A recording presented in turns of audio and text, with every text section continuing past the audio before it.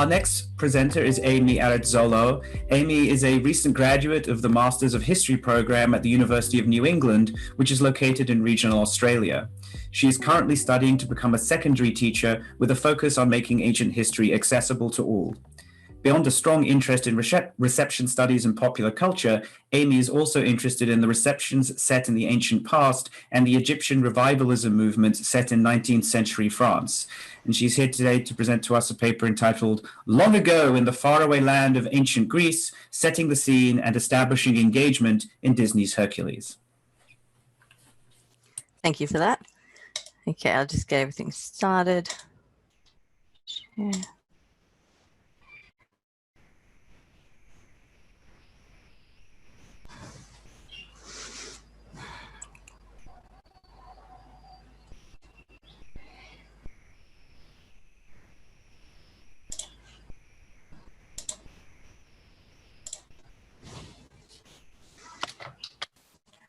Okay, so just before starting the presentation, I just want to say thank you to Ames for having me speak this evening or this morning from where I am. I hope that my brief foray into this topic has a little bit of interest for everyone today. Now on to the main event. Since its release in 1997, there's already been extensive scholarship that has examined Hercules from perspectives such as the nature of heroism, the nature of masculinity, and the multiple contributions on the evolution of Herc, from a classical figure to a contemporary, relatable hero for the late 1990s. However, a focus on the settings and the backgrounds that support the narrative in the film deserve further attention. There is a sustained use of classical representations of both architecture, art, and more generally, ancient motifs in Hercules, which reveal a reception to ancient Greece, as well as a projection of what animators expect the audience to think of when considering what ancient Greece looked like. By using Stuart Hall's reception theory as a basis for this following presentation, I argued that this film is encoded with certain meanings that Disney expect the audience, particularly the adult viewers, to relate to and have resonance with so that they can enjoy the film and later buy into the merchandising. However, in order to facilitate this engagement, the audience first needs to accept and buy into Hercules' world. This begins with the settings provided in the film. Generalized representations of ancient Greek architecture that is largely white and designed according to the Doric order feature throughout the film and are in line with widely popular understandings of ancient Greece. Similarly, there are a number of appearances of symbols and art pieces that date throughout antiquity, but all appear in the film's timeline not only to render the film timeless, but to also put together a range of notable images of the ancient past that may be recognizable to the audience or serve to denote classic or ancient. Accordingly, the film's setting is not looking for historical accuracy, but is rather attempting to generate a classical image that reinforces the audience's understandings, assumptions, and preferred meanings of the ancient world. In doing so, the audience from the outset is not being challenged by the film, and it can be suggested that they are more likely to feel at ease with the film, be more likely to be influenced by the themes of the movie, the dynamic of which will be briefly considered in the following presentation. But first, a brief summary and rundown of the film itself. Hercules was released in 1997 and was part of a period known as the Disney Renaissance, in which the Disney Film Company were releasing films that were critically and commercially successful. Among them include the likes of The Little Mermaid and The Lion King. Hercules was directed by Ron Clements and John Musker and was one of the first feature-length animated films on the Greek hero, who has been the subject of countless live-action films, whose quality I cannot necessarily attest to. Given that the target audience of the Disney film was children and their parents, the myth of Hercules underwent a substantial revision, with the end result being that the film focuses on Hercules, the son of the Olympian gods Zeus and Hera, who is kidnapped by his dastardly uncle Hades via his minions Pain and Panic to be killed. However, the plan goes awry after Pain and Panic fail to strip Hercules of his immortality completely, and instead Hercules remains abnormally strong as he is raised on Earth, unable to return to Mount Olympus, given that he is now immortal, and in order to return, he needs to prove himself a hero in order to earn his divinity back. Themes of heroism, belonging, self-acceptance, and selflessness run throughout the film, and this tends to be epitomized by Zeus's quote relating that the true measure of a hero is his heart. The film was successful at the box office and also yielded a number of merchandising tie-ins that promoted the film before its release in 1997 and well afterwards.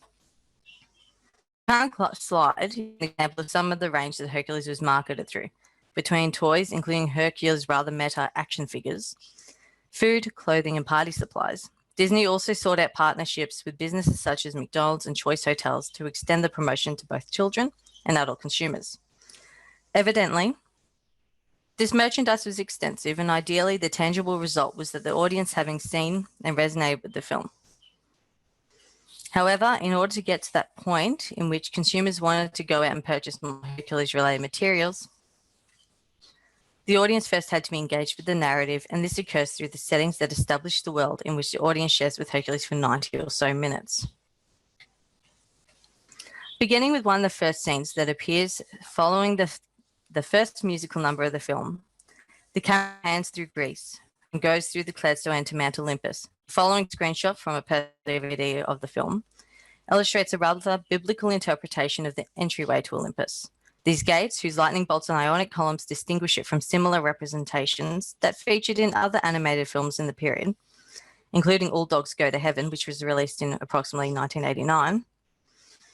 Evidently, the purpose here is to represent or package Olympus in terms understandable to the audience to facilitate their introduction to the world of the film.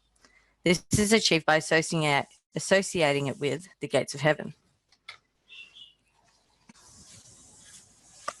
As the scene progresses, the audience then gets a view of Olympus, the home of the gods, painted in pinks, blues, and lavenders. This provide a calming ethereal effect.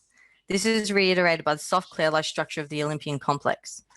It is specifically situated in a classical context through the explicit representation of ancient structures, such as those up here. The ancient columns and structures that specifically situated a heaven-like atmosphere in a classical context also operate in representations of the underworld. When the audience is first introduced to the underworld following Hades' return from Olympus and the celebration of baby Hercules, there are several allusions that both distinguish the underworld, but also render it a direct parallel from Olympus. The souls in the river, as you see down here, the ferryman, who's just here, and the skull-shaped headquarters in this image from one of the first scenes of the underworld each provide a unique representation that, in addition to the colouring of the site, contrasts directly with Olympus. However, as this comparison shows, the similar ancient columns, often in the Ionic order, as well as the architecture were used by the animators in both representations of the Olympus and the underworld to draw similarities and to facilitate the audience's understanding that these related celestial planes, even if they are opposite ends of a divine spectrum. The animators continue to make use of the columns to also distinguish between divine and mortal planes throughout the narrative. As this screenshot shows, in a close-up of the Ionic columns found on Mount Olympus, as well as in a temple dedicated to Zeus, which seems to blend Doric and Ionic conventions throughout the appearance of fluted shafts and plain undecorated capitals. This ultimately contrasts with the panning shots showing what appears to be an agora near the beginning of the film. In this slide, the columns are instead conforming to a Doric appearance and one that recurs in a scene that takes place later in the movie, following the montage and musical number Zero to Hero. As you can see, if you just look around here, the Doric order is again employed and generally continues to do so where Hercules is operating. This suggests that the Ionic and Doric orders were used in the film to contrast and to distinguish to the viewer the difference between the divine and mortal planes. Therefore, the columns act as a device to develop settings in the film, and they go even further due to the basic color scheme, the white with some red on the roofs for the Doric representations. This plays into the common expectation or image of Greek architecture as primarily monochromatic, where in reality and through significant archaeological evidence, polychromy was prominent in ancient Greece. As a result, the columns were a key feature of ancient imagery and were also used in Hercules to both define divine and mortal domains, while also through the use of coloring to satisfy audience expectations about their presence in both of these ancient realms. The film also makes use of established art and imageries from throughout the ancient world to establish a full and lived-in environment for Hercules and co. to exist in. This first appears in the beginning of the film with Charlton Heston, and later the Muses have introduced the story of the film. Numerous statues, vases, and paintings appear. However, for the purpose of this presentation, I'm going to lean a little bit more into the illusions that establish an ancient setting during the film, and rather not through the prologue. As such, this first slide shows Hercules with his parents, Alcmene and Amphitryon, who are explaining his origins to him. This follows the scene at the town centre in which Hercules unintentionally destroyed. In the background of the scene, there is a fresco on the back wall showing a number of swallows and potentially lilies. This combines the imagery of two well-known frescoes from Akrotiri that date back to Minoan culture. The first of these is the lilies fresco, as the comparison here shows. However, the flowers tend to look more similar to the papyrus flowers represented in other frescoes. While the reason for combining the two frescoes is not clear, it is possible that the changes were made to the flowers in order to fill the empty space on the wall. The interior of Hercules' villa also offers another allusion to Bronze Age art and architecture. While the exterior, which was previously discussed in relation to the use of its Doric order, tends to refer to a much later antiquity with appearances during the Archaic, Classical, and Hellenistic periods. The interior has a strong resemblance to Arthur Evans' preservation of the Palace of Knossos at Crete. As both of these images show, a similar shade of blue and red is used by the Disney animators, with further similarities including the beams on the ceiling. This particular shade of red recurs throughout the film, and it is evident not only in the villa scene, but also on the roofs of buildings throughout the film in both regional Greece and Thebes. The representation of the villa is an interesting image in that its similarity to Knossos is perpetuating Arthur Evans' reception to Minoan architecture. Now, the same style is being used to fill in the setting of Hercules for a mass audience. Despite the dubious nature over its accuracy of these colours, Hercules' adoption and reference to the Palace of Knossos is a clear and definite example of how previous receptions can shape understandings of the ancient past and affect future representations. A similar argument can also be made for the abundance of plain white columns and largely uncoloured architecture. Save for the roofs, after all, this is a Disney film requiring colour to make the environment vibrant and attractive to the audience. In both examples from this section, clear allusions are made to art from the Bronze Age. It is often combined with architecture used throughout the later part of antiquity. This can also be seen in even later representations, such as the use of the appearance of potentially Trajan's column, or column-esque, in the panning shot of Thebes as the Cyclops wreaks havoc searching for Hercules, as you can see with the arrow here. Whether or not these combinations are time-sensitive or accurate, is not the real issue.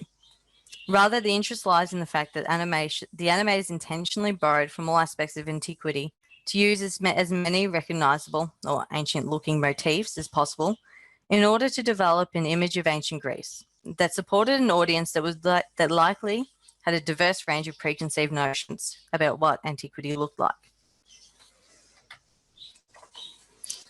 In the final section of this presentation, I also want to briefly elaborate the popular cultural references made throughout the setting of the film, why pop culture references are rife throughout the film, and particularly through the Zero to Hero montage in which a Grecian Express card, Air Hercs action figures, and a version of the celebrity handprints at the Chinese Theatre all appear.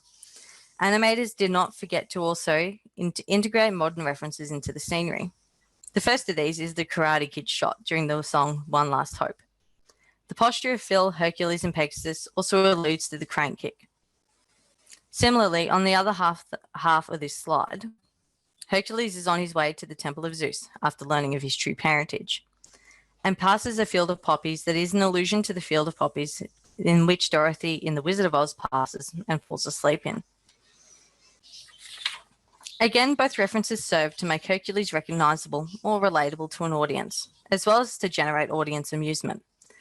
This is especially true of the Karate Kid reference, as this was, in 1997, the more recent of the references between it and The Wizard of Oz.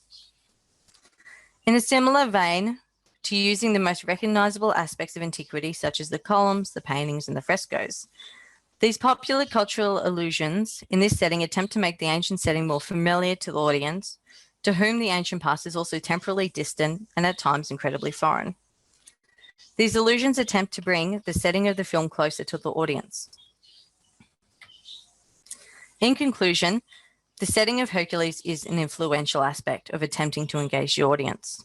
It is a preliminary step to facilitate, according to Hall's reception theory, the preferred readings that would lead to audience investment in the narrative, and later the subsequent merchandising opportunities associated with the film.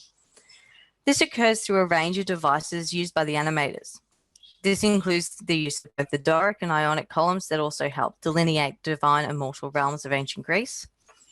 Similarly, these columns formed a part of the mishmash of ancient architecture, art, and other motifs that collectively formed the timeless, if not anachronistic, environment that Hercules' story is set to.